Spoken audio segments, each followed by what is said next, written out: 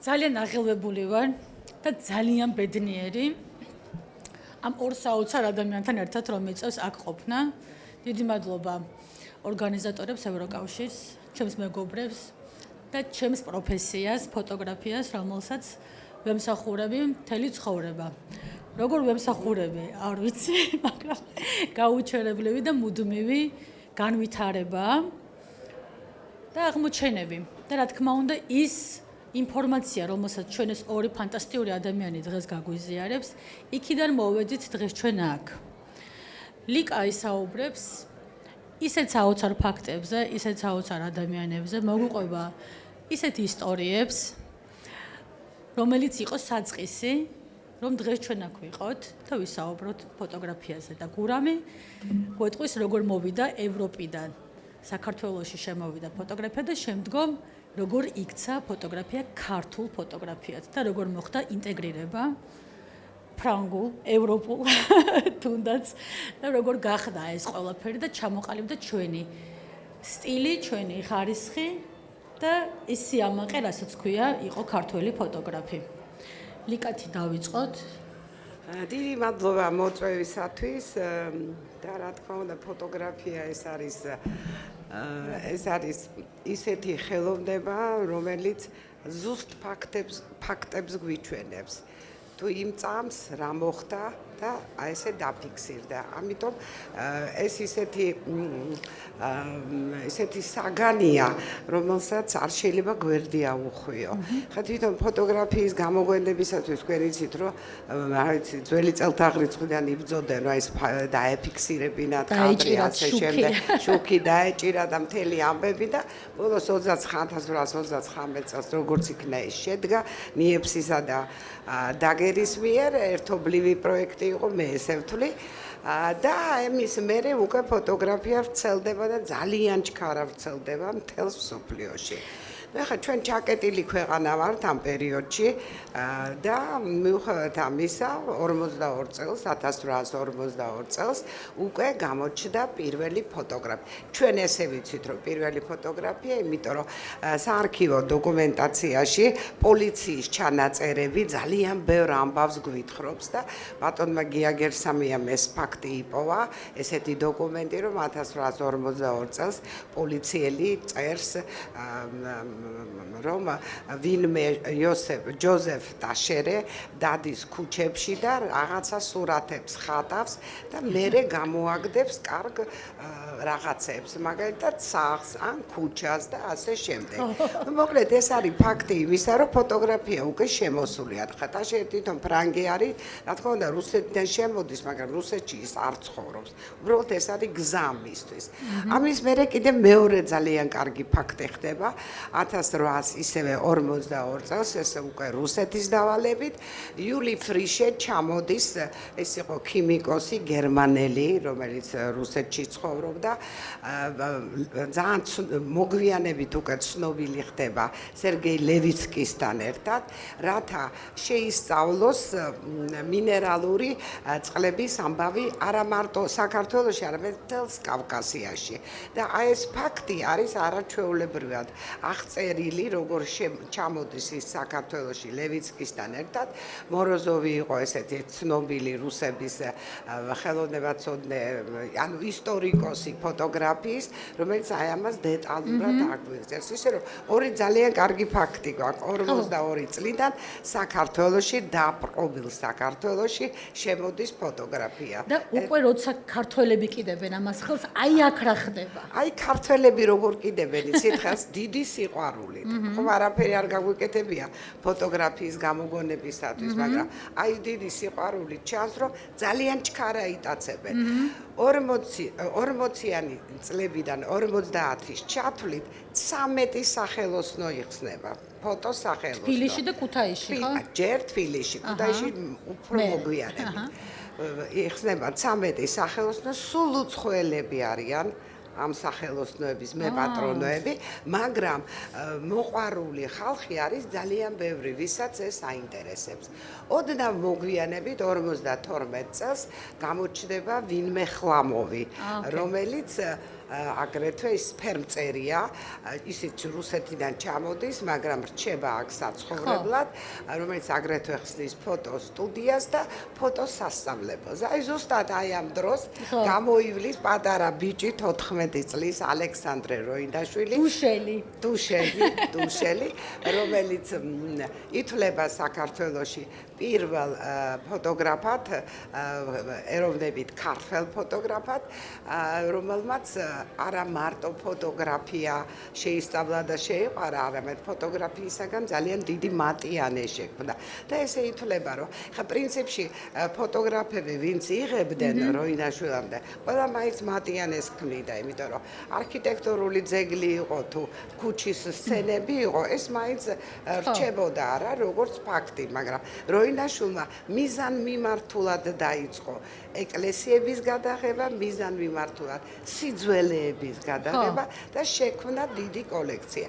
ეხლა ამ დიდი კოლექციიდან 14 წლის ის ხდება შეგირდის ხლამოვის და 5 წელიწადში ის ყველაფერს ჩუქნიან ფოტოაპარატსო, ხო? ხო და მარტო ფოტოაპარატს კი არ ჩუქნის, ხლამოვს ისე უვარდა, რომ აჩუქა თუ რამე ქონდა.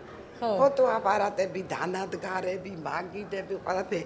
მისცა საშუალება, რომ მის გვერდით იყო ტერიტორია, რომ იქ მას თავისი ფოტოატელიე გაეხსნა და ნუ როგორც ვიცით, საბოლოოდ როინაშვილს ჰქონდა 3 ფოტოატელიე და სამივეს ის ხელმძღვანელობდა ერთ-ერთი სახელი იყო რემბრანტი, იყო სასურად ხატო და კიდე იყო ფოტოატელია, აი რაღაცა თავისუფალი ფოტოატელია ესე, როგორც ეგეთი, სადაც უკვე მსახიობებიც იკრიბებოდნენ და როინაშვილი ცნობილია, რომ ძალიან უწყობდა თეატრს ხელს, რომ განვითარებულიყო. და აი ამ მსახიობებს ის გარდა იმისა, რომ ტერიტორიას აძლევდა, რათა თავისი სპექტაკლები წარედგინათ და ემუშავათ თავის პროგრამით, აჭმევდა კიდევაცა. აი ესეთი დამოკიდებულება ჰქონდა, იმიტომ რომ სხვა გამოსავალი არ იყო.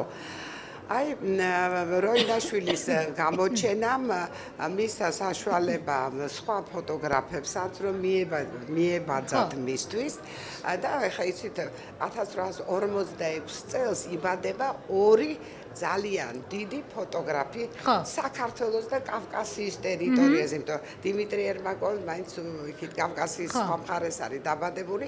ორივე 46 წელს დაიბადა, ტოლები იყვნენ. მაგრამ ფრანგული წარმომავლობა რაღაც უცხოური არ არის ფრანგული, იტალიური. იტალიური. ხო, ნუ წარმოშობით დიმიტრი ერმაკოვზე თუ დავიწყებ ახლა ლაპარაკი, ის არის კამბიაჯიო. ლუიჯი კამბიაჯიო შვილი იყო, უკანონო შვილი იყო, მაგრამ ძალიან უყვარდა თავისი შვილი და ცნობილია, რომ ძალიან შეუწყო ხელი მას, აი იმ განვითარებაში, რაშიც ის განვითარდა ფოტოგრაფიაში. და ბოლომდე მეგობრობდნენ, ერთად იყვნენ, არის ფოტოგრაფია, სადაც ესენი სულ ყველა დიმიტრი ერმაკოვის პირველ ოჯახთან ერთად არის გადაღებული მამამისი, ისე რომ წარმოშობით ის იტალიელია. მაგრამ სიკვდილის წინ ის ამბობს, რომ მე არც იტალიელი ვარ და არც ქართველი, მე ვარ თბილისელი. აი ესე ყველა თავის შესახებ. ლიკა, იცი რა მაინტერესებს? ჩვენ უამრავი გვაქვს სალაპარაკო, მაგრამ აი ჟანრებში, კურამ თქვენც თუ დაგვეხმარებით, თუ ავიღებთ მაგალითს ერმაკოვის და როინაშვილის ფოტოებს, აი ჟანრები ფოტოგრაფიული, ეს არ იყო მხოლოდ სალონური ფოტო, ხო? ანუ მან გადიოდა გარეთ, იღებდა გარეთ. ეს ჟანრები როგორც ასე, როდის ჩამოყალიბდა, თუ არ ჩამოყალიბდა, თუ თავისთავად მოხდა, თუ რა მოხდა ამასობაში, როგორ ფიქრობ კურამ? დღესაც ვუყურებთ ფოტოებსაც. მოგესალმებით და ჯერ მადლობა მოგზაურებისთვის და მე მადლობას ვეთყვი თამრი ოხიკიანს, რომელმაც ეს სტუდია გააკეთა, იმიტომ რომ გონია რომ რაღაცა 100 წლის თუ 150 წლის წინანდელ ამბავში გადმოვედით და რაც შეეხება ჟანრებს, ახლა ფოტოგრაფია რო დაიწყო, ყველგან ერთნაირად დაიწყო. ყველგან იყო ამ თავარი ამოცანა თავიდან იყო რომ როგორმე სურათი გამოსულიყო, მაგრამ მე ნენელა მოხდა რაღაცნაირად დიფერენცირება და პირველი რა თქმა უნდა დიდი სურვილი ადამიანების აიყო რომ ადამიანები გადაეღოთ. ყველას უნდა რომ პორტრეტი ქონოდა და საქართველოში ალბათ ეგრე დაიწყო. ეს სტუდიები რომელიც გაჩნდა იყო საპორტრეტო სტუდიები და მინდა გითხრათ რომ ძალიან სარფიანი საქმე იყო, იმიტომ რომ ყველას უნდა რომ სურათი ქონოდა და ძალიან დიდი მოთხოვნა იყო ფოტოგრაფიაზე და აი როინაშვილი რომელიც ქალბატონმა ლიამ ბრძანა იყო განსაკუთრებული ადამიანი, მინდა გითხრათ რომ მან გარდა იმისა, რომ ეს სამი სტუდია შექმნა, სადაც პორტრეტებს იღებდა, ხო? მან ის მიხვდა, რომ ფოტოგრაფიის მნიშვნელობას. ის მიხვდა, რომ ფოტოგრაფია აფიქსირებს დროს, ის მიხვდა, რომ ფოტოგრაფია აფიქსირებს ადგილს და ცვლილებას, რაც ერთ-ერთი მთავარი რაღაცაა ფოტოგრაფიისთვის და მან თავისი ნებით, არაკომერციულად, ასე ვთქვათ, თავისი სურვილით დაიწყო ყველაფრის გადაღება, მოდი ესე ვიტყვი. ქალაქის, ადამიანების, ქუჩის, ტრანსპორტის, ბაზრების, ცხოვრების გადაღება დაიწყო, რომელიც ამასში მას ფულს არავინ არ უხდიდა. ეს იყო მისი აი ზუსტად ის ევროპული აზროვნება, რაზეც ვლაპარაკობ. ის მიხვდა, რომ ფოტოგრაფია არის საშუალება, რომ დაიმახსოვრო როგორია დრო და რომ არა ეს ფოტოები ჩვენ ახლა არ გვეცოდინება თუ ჩვენი ქალაქი როგორი იყო 100 წლის წინ. ის რომ ჩვენ შეგვიძლია რომ აღვადგინოთ ქალაქი როგორი იყო 100 წლის წინ, აი რეალურად მისი დამსახურებაა და კიდე კარგი მან ეს ფოტოები გააკეთა, იმიტომ რომ ისეთი ადამიანის ისეთი ბუნება აქვს, ისეთი ტვინი აქვს, რომ მეორე წუთს ავიწყდება ყველაფერი. და ფოტოგრაფია არის ერთადერთი, რაც არ გაძლევს საშუალებას, რომ რაღაცა დაივიწყო. არც ადამიანები, არც ჩაცმულობა, არც ცხოვრების სტილი, რაზეც ნინო მილაპარაკა, არც ურთიერთობები, რომელიც ყველაფერი კარგად ჩანს აი ამ მის გადაღებულ ფოტოებში და ერთ-ერთი კიდევ მნიშვნელოვანი რამ რაც როინაშვილზე შეიძლება ვთქვათ, როგორი ევროპული აზროვნება ჰქონდა მას. მან გარდა იმისა, რომ ფოტოგრაფი იყო და ფოტოგრაფობა დაიწყო ძველი ნივთების შეგროვება. მან რეალურად ეს იყო ადამიანი, რომელმაც შეიძლება ითქვას, რომ ჩვენი მუზეუმს დაუდო საფუძველი. ის ხდებოდა აი ამ ძველ გადაყრილი, ასე ვთქვათ, გადაყრილი ნივთების ძალას და ხდებოდა, რომ ის ვის ქვეშაც ახლა სახელმწიფოა, საქართველო, ვისი დაპყრობილიც არის, ის მაქსიმალურად ცდილობს, რომ გაანადგუროს ყველაფერი, რაც ისტორიას ეხება, რაც კულტურას ეხება. ამან დაიწყო ამის შეგროვება და შექმნა თუ არ ვცდები როგორ ერქვა, მუზეუმი, რომელსაც დაატარებდა და აჩვენებდა ყველას. და როცა გარდაიცვალა აი ალექსანდრე როინაშვილი, ილია ჭავჭავაძემ თქვა, რომ ის მოუკვდა საქართველოს. იმ ხელა მნიშვნელობას ანიჭებდა ილია ჭავჭავაძე ალექსანდრე როინაშვილს. მადლობა გურამ. დავუბრუნდეთ სალონს, იმიტომ რომ რაღაც სტუდია და ესეთი ჩვენი გარემო ხა სადაც ვართ, მაინც ამ ყველაფრის ეს როინაშვილის დეკორაცია უკან. ხო, და თან გავამართლოთ ხა ეს ამბები და რა ხდებოდა ამ დეკორაციები? ქონდა ეს დეკორაციები სხვადასხვანაირი. რას არგებდა? აი დაუშვათ ტანსაცმელს, ხო, მოდა როგორი იყო მაშინ. უამრავი რაღაც ჩანდა იმ დროინდელ სტუდიურ ფოტოგრაფიაში და შემდგომ ჩვენი საოჯახო ფოტოგრაფიამდეც მივალთ, მაგრამ ჯერ მანდ რომ დავრჩეთ, რა ხდებოდა? აი შენ უყურებ აი ამ მასალებს, აი ამ საოცარ შუშებს, ამ ამბებს, დაგეროს. აი რას ხედავ ხოლმე, იმიტომ რომ მე დარწმუნებული ვარ, სულ სიახლეებს პოულობ და ამასაც აი შენი წიგნები, რომელსაც მუდმივად გამოსცემ, იმიტომ რომ ეს არის უამრავი, ულევი მასალა. რა ხდებოდა სალონებში? აი როგორები იყვნენ ეს ქართველები, რომლებიც მიდიოდნენ და სურათს იღებდნენ? ეხა როგორები იყვნენ, ალბათ უფრო მდიდრები იყვნენ, ესე შემიძლია ვთქვა, იმიტომ რომ არ იყო იაფიანი სიამოვნება, ფოტოს გადაღება, მაგრამ შემდგომ უკვე, როდესაც აპარატურა თვითონ ტექნიკურად განვითარდა, ფასი უფრო დაეცა და მე უკვე ბევრს შეეძლო შესულიყო და გადაეღო. აი თვითონ აი დეკორაციასთან დაკავშირებით როგორ აფორმებდნენ, როდესაც პორტრეტულ ხელოვნებაზე იყო ლაპარაკი და ოჯახურ პორტრეტზე, აუცილებლად აკეთებდნენ დეკორაციას. ეს დეკორაცია იყო დამახასიათებელი ევროპისთვის. ხა როინაშვილის შემთხვევაში, როდესაც მე მისი არქივი საკმაოდ კარგად შევისწავლე, იქ აღმოვაჩინე ბევრი ჟურნალ-გაზეთი, რომელიც ის იწერდა. მართლა დიდხანს ელოდებოდა სანამ ჩამოვიდოდა, მაგრამ საკმაოდ გათვითცნობიერებული ქონდა რა ხდებოდა ევროპაში. და აი ამას ძალიან ხშირად ის იყენებდა კიდევაცა კარგად ჩანს მის დამოკიდებულებაში, აი რომ შექმნა კატალოგი, რომელიც აუცილებელი იყო, რომ შექმნა მატიანე, რომელიც აუცილებელი იყო, რომ დაიწყო, იმიტომ რომ ქვეყანა მძიმე მდგომარეობაშია, დაიწყო აი მართლა როგორც გურამა თქვა, ნუ დიდი მშიურე მიიღო როგორც ჩანს, იმიტომ რომ დაღესტნიდან წამოვიდა და ყველას აჩვენებდა კავკასიაში, არა მარტო საქართველოში, რა სიძველეებია.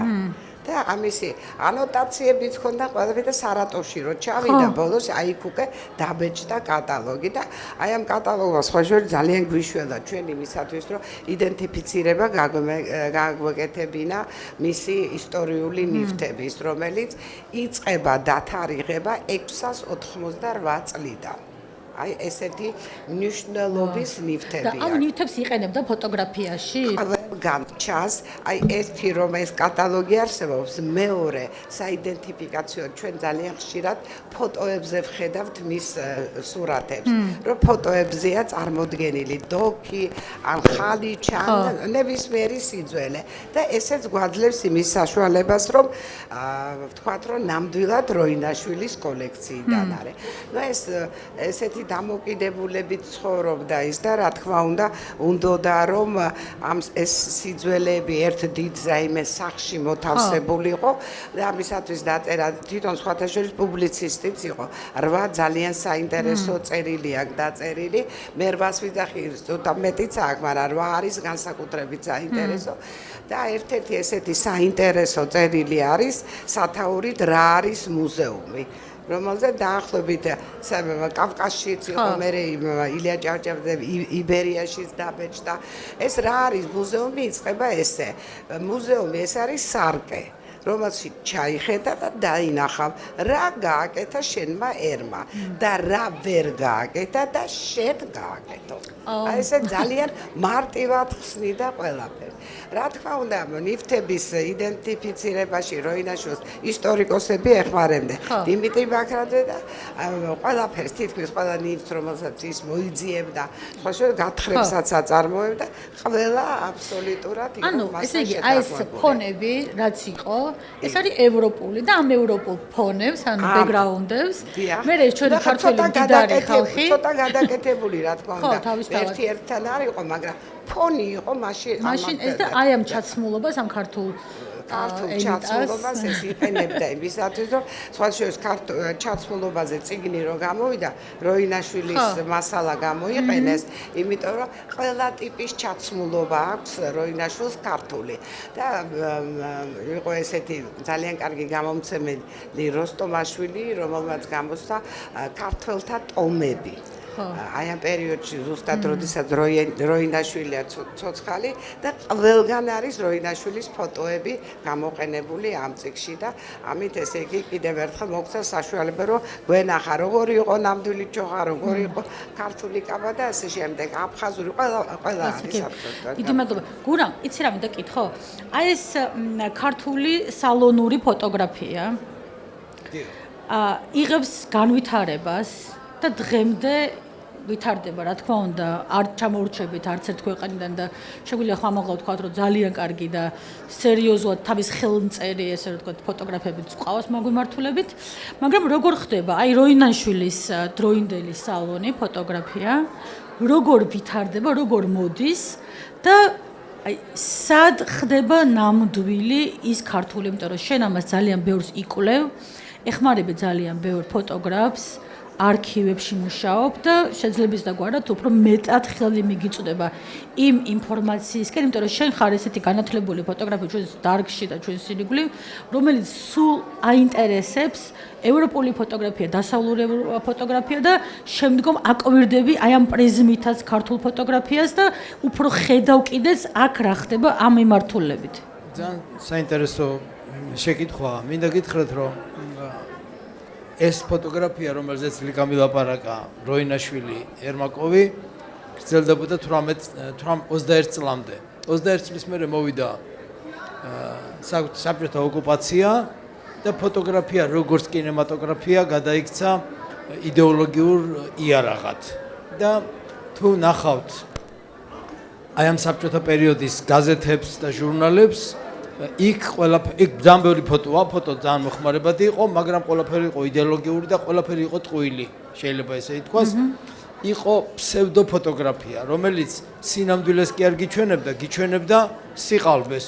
თუ გეუბნებოდნენ როგორი კარგია ცხოვრება და სინამდვილეში სინამდვილეში ყველაფერი იყო უკუღმა, შეიძლება ესე ითქვას. და მე თუმცა რა თქმა უნდა წინააღმდეგობა არსებობდა ყველა დროს, მათ შორის საბჭოთა დროსაც და საბჭოთა დროსაც იყვნენ ფოტოგრაფები, რომლებიც თავისთვის წყნარად აკეთებდნენ ნამდვილ ფოტოგრაფიას, რომელიც რა თქმა უნდა გაზეთებში არ იბეჭდებოდა და ჟურნალებში არ იბეჭდებოდა, მაგრამ ეს კიდე კარგი აკეთებდნენ და ეს ფოტოგრაფია დარჩა. ერთ-ერთი ესეთი არის ჩვენთვის ძალიან ცნობილი დავით კაკაბაძე, რომელიც მხატვარი ძალიან ჩემთვის ერთ-ერთი მნიშვნელოვანი მხატვარი იყო. ალბათ ყველაზე მნიშვნელოვანი მხატვარი იყო ჩემთვის ქართველ მხატვრებს შორის. ის ისეთივე მაგარი ფოტოგრაფი იყო, როგორც მხატვარი. ისეთივე პროგრესული ფოტოგრაფი იყო, როგორც მხატვარი. მე მაგალითად შევადარებდი მას, ეგეთი მანრეი იყო მოდერნისტი ფოტოგრაფი პარიზში, სურეალისტი, ფანტასტიკური ფოტოგრაფი და ის ძალიან ცნობილი ფოტოგრაფია მთელ მსოფლიოში და მე ვფიქრობ, რომ კაკაბაძე არანაკლები ფოტოგრაფია, ვიდრე მანრეი. უბრალოდ მოხდა ის, რომ კაკაბაძე პარიზიდან წამოვიდა უკან, დაბრუნდა, მოხდა საბჭოთა კავშირში და აქ ის ყველანაირად ეცადნენ, რომ გაენადგურებინათ. ის გაათავისუფლეს აკადემიიდან და რეალურად ბევრი რამე აუკრძალეს, მაგრამ ის მაინც მუშაობდა და აკეთებდა თავის საქმეს. ეხლა აღმოჩნდა იმის მერე რაც საქართველოს განთავისუფლდა, რომ არსებობდნენ ფოტოგრაფები, როგორიც არის მაგალითად ალხანაიძე, როგორიც არის რეზო კეზელი, რომელიც სხვა საქმეებით იყვნენ დაკავებული, მაგრამ პარალელურად აკეთებდნენ ნამდვილ ფოტოგრაფიას. მერე საბჭოთა კავშირი საქართველოს რო განთავისუფლდა და დამოუკიდებელი გახდა, ამან ძალიან დიდი შესაძლებლობა მისცა ქართველ თანამედროვე ფოტოგრაფებს, რომ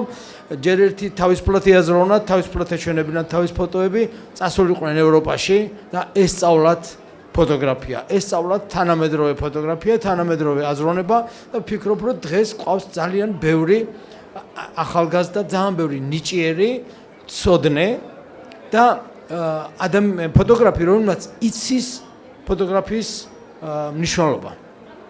და დღეს რასაც ისინი აკეთებენ, ისეთივე დოკუმენტი იქნება, როგორიც როინაშვილმა გააკეთა 100 თუ 150 წლის წინ, ზუსტად აღარ მახსოვს, რამდენი წლის წინ გააკეთა ეს, იმიტომ რომ ძალიან უცნაურია, რომ დღეს ყველანი ფოტოგრაფები ვართ, ყველას გვაქვს მინიმუმ ტელეფონი, რომელიც სურათს იღებს და სულ რო გონია, რომ უბრალოდ ჩვენ ამით ვთამაშობთ, სინამდვილეში ჩვენ ვქნით ნამდვილ ისტორიას.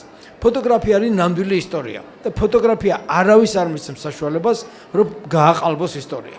რაც არ უნდა და დღეს გაყალბებული ისტორია დაიწეროს, ხვალ გამოჩნდება ერთი ფოტო, რომელიც იტყვის, რომ ესე არ იყო. რა ეს ყველაფერი იყო აი ესე. და ის ისტორია, როგორც ბევრი ისტორია, როგორც საბჭოთა ისტორია გადაიწერა. ხო, მე რო სწავლობდი ისტორიას, ის არის სასაცილო ისტორია, როგორც კი დამთავრდა საბჭოთა კავშირი ის გადაიწერა. და აი ფოტოგრაფია არის ერთ-ერთი მნიშვნელოვანი ინსტიტუცია, რომელიც არ მოგცემს საშუალებას, რომ გააყალბო ისტორია და აი ესეთ ხვერში აგაფარებს ყველაფერს. გურამ უღრმესი მადლობა ესეთი ამის ფეხზე წამოვდექი და მაგრამ მოდი რომ დავბრუნდეთ ახლა სალონში. ისევ წამოვედით. მე ვიცი რომ შენ აგროვებ თუ ესე რომ ვთქვათ, გურამი არის ეს ადამიანი, რომელსაც ანდობენ, ასე რომ ვთქვათ, ისეთ სერიოზულ არქივებს, იმიტომ რომ ერთი არის გქონდეს და მეორე არის ამის გამოყენებად შეგეძლოს. დიახ. იმიტომ რომ გამოყენება და მის ჩვენება, გაზიარება, კი დღეს ჩვენ კი ვცხოვრობთ თანამედროვე სამყაროში, სადაც გაზიარება დაუშვათ უფრო ხელმისაწვდომი გახდა ვიდრე ადრე, ხო? მაშინაც როცა იღებდნენ ფოტოებს, ძალიან ხშირად იღებდნენ ფოტოებს სახლში, ოჯახურ ფოტოალბომებში ვნახავთ ისეთ მიმდინარე მოვლენებსაც, რომელიც რა თქმა უნდა მედიაში და პრესაში არ იყო დაბეჭდილი, მაგრამ ეს მოვლენები არ არის მხოლოდ რაღაც ქმედება. ეს არის ყოფა, რომელსაც ადამიანები იღებდნენ თავიანთ ოჯახებში, თავიანთ მშობლებს, შვილებს, გარემოს. და ძალიან ბევრი ფაქტი გვაქვს ამისი, რა თქმა უნდა, გოდოთა განმავლობაში კიდე კაი გვაქვს ამის საშუალება, რომ რაღაც მასალები შევისწავლოთ, მაგრამ გურამ შენ ხარ ის ადამიანი, რომელსაც ვიცით, რომ გვაქვს უნიკალური, ესე რომ ვთქვათ, დროის კაფსულები, ესე დავარქვათ, იმიტომ რომ ეს რაღაც არქივები, რომლებიც გადაღებულია სალონებში, აი ესეთ სალონებში. და შემდგომ რაც ვიცი ფოტოსტუდიებად და აი რა ხდება, ვინ არის ის საინტერესო ადამიანები, რა კოლექციები არის დღეს ამ სალონურ ფოტოგრაფიაში? ისევ დავიწყებ სხვა ადამიანებით, აი წეგან ლიამ გიაგერსამია ახსენა, თვითონ ლიასაც კარგი კოლექცია აქვს, მაგრამ არსებობს სხვა კოლექციონერებიც, რომ მაგალითად გიაგერსამია, რომელიც ჩემზე გაცილებით უფროსია და წლობის განმავლობაში აგროვებს ფოტოებს და ვფიქრობ, რომ ის ეს არის უნიკალური, ეს არის ცალკე ისტორია, ცალკე მუზეუმი, თუ არ ვცდები, მაგრამ მეც მაინტერესებს ზუსტად ფოტოგრაფია, რომელიც არ არის მოდი ესე დავთქვა მხატვრული. ის არის ესე ვთქვათ ნამდვილი ფოტოგრაფია, რომელიც ადამიანები, მოყვარული ადამიანები თავის ოჯახში, თავის სახლებში იღებენ. ან ძალიან მიყვარს საოჯახო ალბომების ქექვა და აი თუნდაც სალონებში გადაღებული ფოტოების. ახლა მე რომ ცოტა 5-10 წლის ვიყავი, ეგეთი ტრადიცია თუ რა ერქვა მას არსებობდა, რომ ოჯახში გამოგვაწყობდნენ და მივდიოდით რაღაცა პატარა სტუდიაში, სადაც გადაგიღებდნენ საოჯახო სურათს, მე გაგიფერადებდნენ ლოყებს, გაგიფერადებდნენ ტუჩებს და ეგეთი ბევრი ფოტო არსებობს და იცი რა არის, ეხლა რო უყურებ ამას სასაცილო გეჩვენება, მაგრამ ეს აჩვენებს დროს, ეს აჩვენებს კულტურას, ეს აჩვენებს სტილს, ეს აჩვენებს თუნდაც აი რაღაცა კიჩურობას, რომელიც საბჭოთა დროს არსებობდა. და ეს ყველაფერი მე იცვლება იმის და მიხედვით თუ საზოგადოება რა სტადიაზე იმყოფება. და აი თქო რაც ლელი მითხრა, აი ესე აღმოჩენილი, აი ესე ნანახი ან ნაჩუქარი ნეგატივებით თუ სურათებით აღმოჩნდა რომ ძალიან ბევრი ფოტოგრაფი ადამიანი არსებობდა, რომელიც ძალიან კარგი ფოტოგრაფი იყო, უბრალოდ ის არ თვლიდა რომ პროფესიონალი ფოტოგრაფია და იღებდა და ესეთი რამოდენიმე არქივი არსებობს, ალბათ ბევრი არსებობს, მაგრამ რამოდენიმე არქივი უკვე მოწესრიგდა და ისინი როგორც ავტორები გამოიფინა საქართველოშიც, ამერიკაშიც, ლიტვაში ჩვენ გამოფინეთ რამოდენიმე ავტორი და ვფიქრობ, რომ ეს აჩვენებს აი პარალელურად იმ დღეს სხვათა შორის წეგან რაც თქვის იდეოლოგიური ფოტოგრაფია. დღეს სხვანაირად იკითხება. სულ სხვანაირად იკითხება, ისიც უკვე დოკუმენტია. ის არის დოკუმენტი, რომელიც გიჩვენებს როგორ ყალბდებოდა სიმართლე, რეალობა და პარალელურად როცა არსებობს ესეთი ფოტოები, ეს უკვე ნამდვილად ქმნის შეიძლება ითქვას სწორ აღწერას, დროის სწორ აღწერას. კი და ამას შიფრავს უბრალოდ ის, რასაც ქვია განათლება, რასაც წინა პოდკასტზე საუბრობდნენ, რომ ყველაზე მთავარი ალბათ არის ეგ, ანუ განათლება. განათლებით ხვდებით, რომ რაც უფრო მეტი გაქვს ნასწავლი, ნანახი. დიახ. მით უფრო ხვდები, რომ რამდენად შეიძლება შენი გადაღებული რეალობა დღეს აქციო ფაქტად, დოკუმენტად. და იმასაც ხვდებით, რომ ის რასაც იღებდა როინაშვილი, რასაც იღებდა დაუშვათ და ვეძახდით სალონში გადაღებულს, ისიც დოკუმენტია დღეს. რა თქმა უნდა. რომელიც ინახავს უამრავ ინფორმაციას და რომელსაც ჭირდება ნამდვილად დიდი ხანი დაკვირვება, კვლევა და წაკითხვა. წაკითხვა, ფოტოს წაკითხვა, რომელსაც ვსწავლობთ ისევ განათლებით, ისევ ცოდნით, ისევ სხვა ფოტოგრაფების ნანახი, გადაღებული ფოტოებით და ასე შემდეგ. ეხლა იცი რა მაინტერესებს? აი შენ ხარ წამოსული ასეთი საოცარი ახალი სიახლე წიგნით, ხო? და ესე მითხრა ყურში, რომ ბევრი უცხოელის ნივთიც არის შიგნით, ხო და მოგვიყევი ახლა რა ხდება ამ წიგნში და ვინ არიან ეს უცხოელები, ეს ევროპელი უცხოელები, რომლების ნივთებიც აი აქ აი ამ მუზეუმში ინახება. ეს საბოლოოდ თქვენია, თუ დაიტოვეთ. საერთოდ როინაშვილზე 3 წიგნი გავაკეთე. პირველი იყო მცდელობა, შემეკრიბა, მიფანტული მისი ფოტოკოლექცია. ну რაღაცა ნაწილი ერთ მუზეუმში იყო, რაღაცა მეორეში, რაღაცა კერძო პირებს ჰქონდათ, ну საკმაოდ რთული პროცესი გავიარე. მეორე წიგნი ეს არის აწყობილი აბსოლუტურად მის საარქივო დოკუმენტაციაზე, იმისათვის რომ გაგვეგო რა გააკეთა ამ კაცმა და გაგვეგო ზუსტად რომ რატომ დაკრძალა ილია ჭავჭავაძემ ის დიდუბის პანთეონში, იმიტომ რომ ერის კაც ეძახდა. ზუსტად მეორე წიგნი არის ამაზე. ხოლო მესამე წიგნი და უკვე ეს ჩემი სადისერტაციო წიგნია არის მისი ისტორიული ნივთები, იმიტომ რომ ბატონ ბესარიონ ტაბიძეს, რომელიც იყო მისი რომელმაც გააკეთა არაჩვეულებრივი მონოგრაფია როინაშვილზე, მას ბიოგრაფია როინაშვილის აქ თითქმის დეტალურად აღწერია. სულ რამოდენიმე ფაქტი ვიპოვებენ, რომელიც რატომღაც ბატონ ბესოს არ ქონდა. თვითონ მოესწრო როინაშვილის მოწაფეებს და მათგან ქონდა ძალიან დიდი ინფორმაცია. ხოლო რაც შეეხება ამ სამუზეუმო კოლექციას, ის თავის წიგნში ესე ამთავრებს, რომ ეს ყველაფერი მოსაძიებელია, არ ვიცით სად არის. და ზუსტად ავიჩემე, რომ მოდი ვიპოვე ამ სამუზეუმო კოლექცია. სამუზეუმო კოლექციის პოვნა ადვილი არ არის, იმიტომ რომ სხვადასხვა მუზეუმში რატომღაც ესე მოხდა, რომ მიმოფანტეს ყველაფერი, როგორც ფოტოგრაფია, ისევე ესა, მაგრამ საბედნიეროდ მოხდა ისე, რომ საჯარო ბიბლიოთეკის თანამშრომელს, აღარ დირექტორის მოადგილე მგონი ლევან თაქთაქიშვილს თქვა, რომ არ არსებობს ხო, რომ არ იყოს კატალოგი როინაშვილის მიერ გამზადებული, აი თავის ისტორიულ ნივთებზე, იმიტომ რომ იმდენად ორგანიზებული იყო, მეთქი რომ წარმოუდგენელია, რომ მას ეს ნუსხა არ გაეკეთებინა, თქო. ნუ ლევანმა ეძება ორი თვე და თქვა ვერ ვნახეთ ვერაფერი. ნუ რა თქმა უნდა, ამან ძალიან გამიფუჭა ხასიათი, იმიტომ რომ პრაქტიკულად ვერ პოულობდი ვერაფერი. და უცბად რაღაც 3 თუ 4 თვის მერე დამირეკა მითხა ავასრულე შენი სურვილი ვიპოვეთ კატალოგი. ეს კატალოგი არის თავიდან ბოლომდე ამ წიგნში წარმოდგენილი. წიგნი ამაწყო ამაზე ზუსტად მისი ნივთების ისტორიულ მნიშვნელობაზე.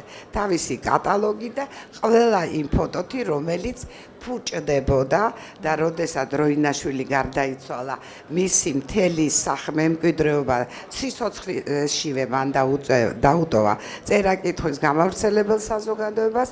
5 წელი გარდაცვალების მერე ისინი უვლიდნენ ამას, მაგრამ ნელ-ნელა დაიწყო გაქრობა. ხან ერთი აპარატი გაქრა, ხან მეორე, ნუ ხან ფოტოები იზარცვებოდა, გადაწყვიტეს, რომ აი ეს მთელი მისი ფოტოგრაფიული მემკვიდრეობა გადაეცათ მოსავლელად დიმიტრი ერმაკოვისათვის და ეს დოკუმენტიც არის ამ წიგნში, სადაც წერია მარტო მოუარე, მაგრამ ორ ფონდზეა ლაპარაკი, რომ ძალიან გთხოვ სასწრაფოდ ეს გადაიღო, იმიტომ რომ ფუჭდება. და ესე იგი პრაქტიკულად დიმიტრი ერმაკოვს ჰქონდა სრული უფლება, რაც უნდა ის გაეკეთებინა ამ ფოტოსაგან და რა თქმა უნდა შეიტანა თავის კატალოგში და ნელა დაიწყო თითქოს და გაქრობა, მაგრამ იმდენად ბევრი იყო როინაშვილის ფოტოები, მე ოჯახებში რო დავიწყე ძიება, რომ ნუ არაფრით არ დაიკარგა მისი ისტორიული ძეგლები, არ დაიკარგა ქუჩის სცენები, ბაზრის სცენები, არ დაიკარგა რა თქმა უნდა საზოგადო მოღვაწეების პორტრეტები, რომელმაც როინაშვილმა შექმნა სრული გალერეა იმ პერიოდის საზოგადო მოღვაწეების და მაგის მიხედვით ვაჟა-ფშაველას არაჩვეულებრივი პორტრეტებია, აკაკის, ნუ ილიასი ხო რაღაც, რავი, ყველაზე კარგი მე მგონი ილიასი გამოუვიდა მაინც, იმიტომ რომ განსაკუთრებული ურთიერთობა ჰქონდა, ძალიან ხშირად ხვდებოდნენ ერთმანეთს და პირდაპირ ილიასი ზოგი თემებს ადლებდა. ეს ქალები რას აკეთებენო?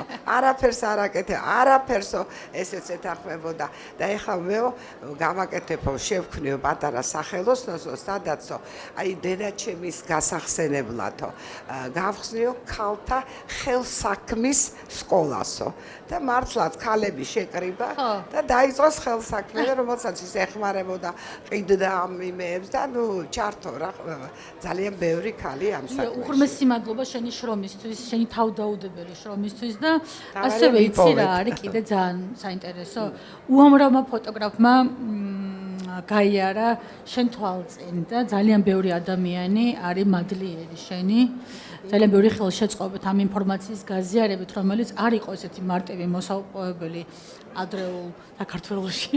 ანუ არ იყო ინტერნეტი, არ იყო ბევრი რაღაც და შენი დაუღალავი შრომით და გაზიარების დიდი სურვილით დღემდე მახსოვს ძალიან ბევრი ფოტოგრაფი, როგორ მოიხსენიებს ხოლმე შენთან კოლექცია, შენი გაკეთებული მასალით, თუ რა ნახა, თუ როგორ გაიზარდა და ასე შემდეგ. ძალიან დიდი მადლობა რომ აკეთებ ამ წიგნებს და ამბებს და მაგაზე მე და შენ კიდე ცალკე დავჭდით და უფრო დეტალურად ჩავარღვევთ. ეხლა ისე ვაკეთ გურამისკენ გადმოვერთვები და გურა, ესე იგი, ისედაც ანუ ფოტოგრაფია შემოვიდა ევროპიდან, ევროპა ჩადო ეს ასე ვთქვათ ინვესტიცია ჩვენთან რაღაცნაირად ესე ტექნოლოგიური განვითარდა. ტექნოლოგიასთან ერთად რა თქმა უნდა ვითარდებოდა ფოტოგრაფია, მისი სწრაფე, ხელმისაწვდომობა და ასე შემდეგ. მაგრამ ჩვენ რა ვქენით იმისთვის, რომ ევროპაში გავიტანოთ ჩვენი ქართული ფოტოგრაფია? რას ვაკეთებთ? იცით რა არის? მინდა გითხრათ, რომ აი საბჭოთა პერიოდის გამო ძალიან ცუდ არავინ არ იცნობდა ქართულ ფოტოგრაფიას, მაგრამ დღეს აი იმის გამო რომ ბევრი რამე შეიცვალა, ბევრი კარგი ცნობილი კარგი ფოტოგრაფია, ნაწილი მინდა გითხრათ, რომ იმის გამო რომ რაღაცა მიზეზების გამო ჩემზე კარგად მოგეხსენებათ, ეხლა ცხოვრობ საზღვარგარეთ. ინგლისში, საფრანგეთში, ფოტოგრაფებზე ვლაპარაკობ და არ ვიცი მე იმათ ქართული ფოტოგრაფები დაერქმევათ თუ ინგლისელი ფოტოგრაფი დაერქმევათ, ევროპელი ფოტოგრაფი დაერქმევათ, მაგრამ ისინი აქედან არიან და გონია რომ უკვე ბევრი გამოფენები ქართული ფოტოგრაფიის გამოფენა კეთდება ევროპაში. ეს ნიშნავს, რომ ევროპას ის აინტერესებს და ძალიან ბევრი ფოტოები იბეჭდება რაღაცა ჟურნალებში ქართული, იმიტომ რომ ევროპას ის აინტერესებს. ეხლა მაგალითად წიგნი გამოვიდა, ქართველი ფოტოგრაფების წიგნი გამოვიდა, გერმანელმა ფოტოგრაფმა გამოსცა აი ამ ამბებისა, რაც რუსთაველზე ხდება, ამის ამსახველი ფოტოები არის ფაქტობრივად დაჩქარდა მოგეხსენებათ და ჯერ აი ეხლა მიმდინარე პროცესებზე უკვე წიგნი გამოვიდა, პრეზენტაცია იყო ერთი თვის წინ ალბათ თუ რაღაცა ჰამბურგში იყო და კიდე იქნება გერმანიის სხვა ქალაქებში პრეზენტაცია.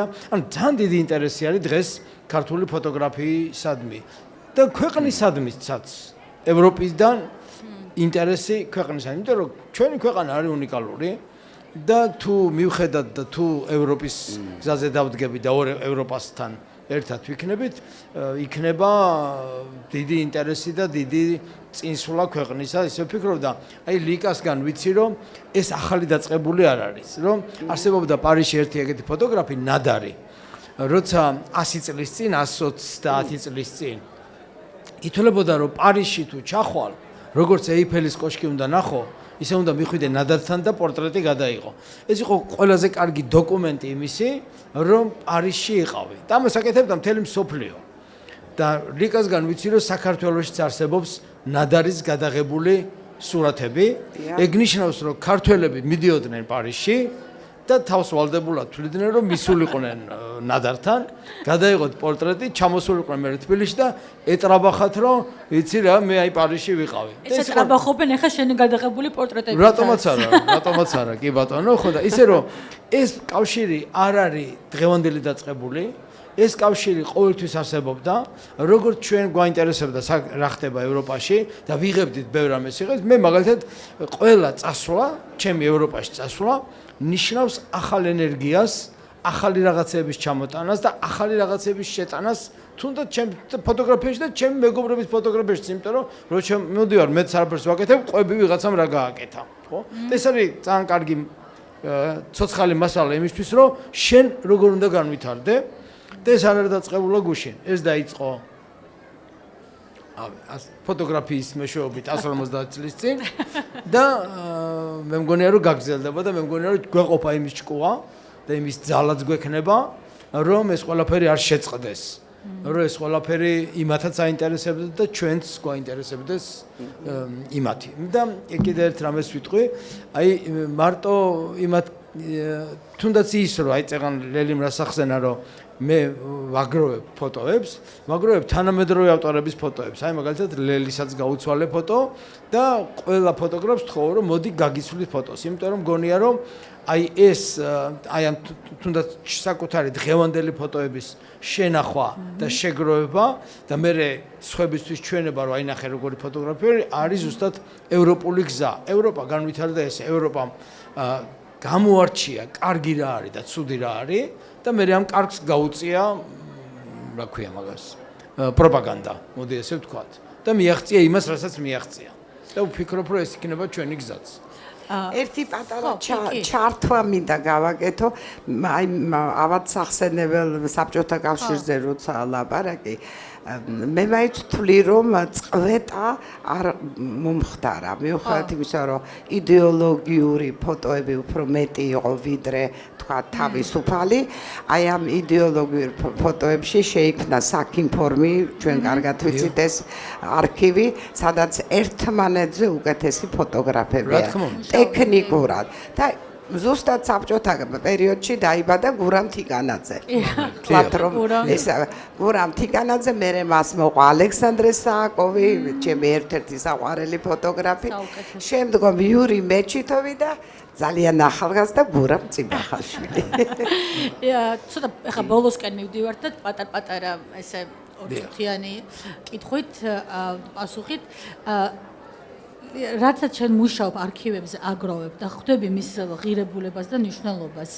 დღესდღეობით ეს ყველაფერი აქვთ უკვე ადამიანებს ტელეფონში, ისე უკვე აღარ ბეჭდავენ ფოტოებს, აღარ ინახავენ ალბომებში. სამწუხაროდ არ კიდებენ კედელზე და აღარ დებენ როიალებზე. და ტელეფონშია. როგორ ჩვეულებრივ აი რომ მოგვიყვე, რამდენად მნიშვნელოვანია რომ ახალგაზრდა თაობამ დაბეჭდოს, აგროვოს და მოუაროს ფოტოგრაფიას. მე ვთვლი რომ ძალიან მნიშვნელოვანია, იმიტომ რომ მაინც ვიზუალურად როცა ხელში გიჭირავს ნამდვილი ფოტო, უფრო კარგი სანახავია ვიდრე ეკრანზე, იმიტომ რომ ეკრანი ბევრ რამეს ცვლის, ხუდა მეთანხმება, ფერს ცვლის, ყველაფერს ცვლის.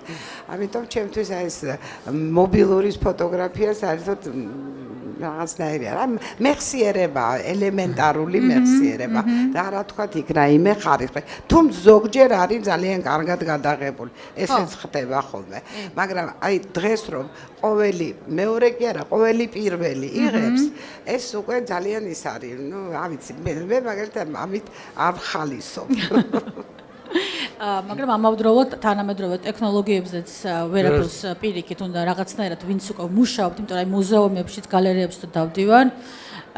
იქ სადაც ვხედავ უკვე ჯერ კიდევ ძველი ნაბეჭდებს, მის გვერდზე უკვე არის ახალი ნაბეჭდები, ანუ თანამედროვე პრინტერებზე დაბეჭდილი. ეგ კიდევ ცალკე ამბავია, მან კიდევ ცალკე განვითარება მიდის და იმიტომ რომ მაგას თავის შენახვის ვადები აქვს, დრო აქვს, ეხა სამუდამო არაფერი არ არის სამწუხაროდ და ამქნა გამომდინარე მისი შენახვა, მოუვლა, ამდენჯერ შევსულ ვარ ოჯახებში და მინახავს უნიკალური ძველი ფოტო და მithქვამს რომ აქ ნუ გეკიდიათ, იქით გადაკიდეთ, რომ შუქი არ მოხდეს, არაკაც ხდება, ეხა ცოტა მიყურებენ, იმიტომ რომ ვიცი რამდენად მეაქვს დროს აფენქთალებს და როგორი მოვლა ჭირდება ამას. ურა შენ ყავს ძალიან ბევრი მოსწავლე სტუდენტი, მუდმივად დაუღალავა და მეგონი არ ჩვენ არ ქონია არასდროს ყვეტა რომ რა დროდესმე არ ყოლია მოსწავლე. თუ იყო ეგ აღარ მახსოვს. 25 წელია სულ. ხო და აი რა ხდება ეს ახალგაზრდებთან თანამშრომლობა, ესე რომ ვთქვათ, ურთიერთ ინფორმაციის გაცვლა ეს არის ხო ის ევროპა და ეს არის ეს ევროპის ნაწილი, როცა ჩვენ შეგვიძლია თავისუფლად გავუზიაროთ ჩვენი ემოცია და მოკიდებულება, სამყაროს ხედვა, ასევე ვანახოთ მასხვები როგორ ხედავდნენ ამას. ეს რაღაცნაირი დიდი შრომა, რომელსაც შენ დებ და ძალიან ბევრი ფოტოსკოლები დებენ, რა თქმა უნდა, საქართველოშიც არ არის ბევრი, მაგრამ ვინც არის დავსდავდებ და გულმოდგინეთ და მთელი ემოციით არიან ჩართულები, რომ ამ ადამიანებმა დაინახონ ის გარემო, სადაც ცხოვრობენ, ის დრო, რაშიც ცხოვრობენ და იმ დროს დაფიქსირება შეეძლოთ თავისებურად, თავისი ხედვით, თავისი უნიკალური ხედვით. გურამ რა გაძლიერებს, რა გაძლევს ენერგიას, რომ ეს სტუდენტები ესე მუდმივად გაზარდო.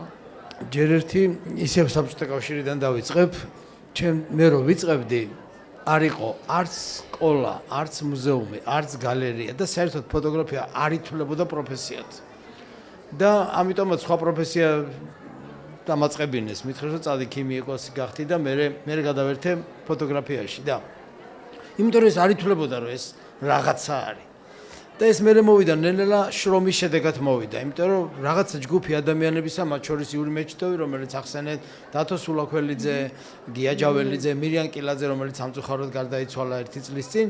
აი ჩვენი გოგი ცაგარელის ვახსენოთ. გოგი ცაგარელი აუცილებლად. გოგი ცაგარელი აუცილებლად. ჩვენი სიყვარული სამუდამო.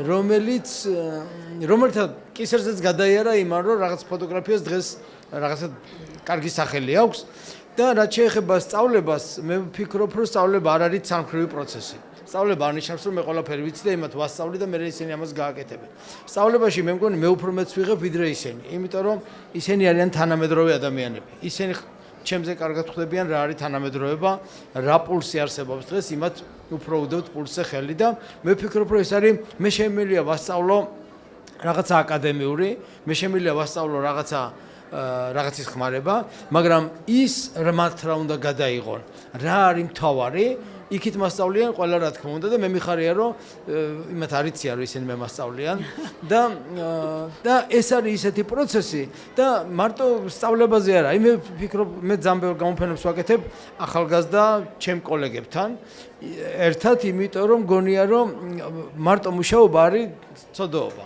როცა სხვასთან ერთად აკეთებ, ეს ნიშნავს, რამდენ ადამიანთან ერთადაც მუშაობ, იმდენი ტვინია, იმდენი აზროვნება, იმდენი ხედვა და იმდენი ბედნიერება. ამიტომ აი ვფიქრობ, რომ ამ შრომამ, რომელიც რაღაც დონეზე გავწიეთ, ლიკამ გაწია თავის გამოფენებით, ლიკა დიდი ხანი იყო ქარვასლის მუზეუმის თანამშრომელი, სანამ გამაგდებდნენ, რომელმაც უდიდესი როლი შეასრულა. ლიკო იყო ადამიანი, აი თავისუფლების ყველაზე კარგი მაგალითი, როცა ჩემი თაობის ადამიანებს გეუბნებოდნენ, რომ თქვენ არსად არ გამოქმნით ოფიციალურად, საბჭოთა კავშირი არის.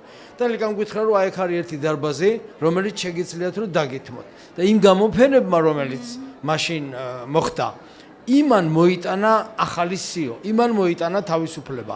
მაგალითად, იქ ჩარკვიანი, რომელიც მუსიკოსია, სად არის მისი შვილი, ვეღარ ვხედავ. ხო?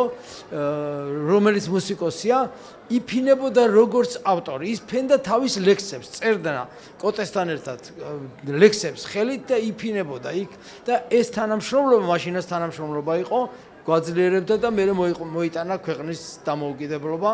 რაც ძალიან მნიშვნელოვანია და ერთად მუშაობა, ერთნაირად აზროვნება, ერთმანეთის თანადგომა მოიტანს პროგრესს ყოველთვის. ცოტა პრაქტიკულად გამომდის, მაგრამ ეგ ნამდვილად ეგრეა. უღრმესი მადლობა, გურამ დიდი მადლობა ლიკა თქვენი შრომისთვის და დიდი მადლობა ორგანიზატორებს, რომ მოგვიწით საშუალება, რომ აი ეს ჩვენი სიყვარული ფოტოგრაფიის მიმართ, სიყვარული აი სიახლის, რომელიც თავის დროზე ითვლებოდა ყველაზე ახალ პროფესიად ფოტოგრაფია, დღეს არის ჩვენი ნაწილი, ჩვენი იდენტობის ნაწილი და მიხარია, რომ მე ვარ ფოტოგრაფი. რა თქმა უნდა. მადლობა. ფოტოგრაფია, ძალიან დიდი მადლობა.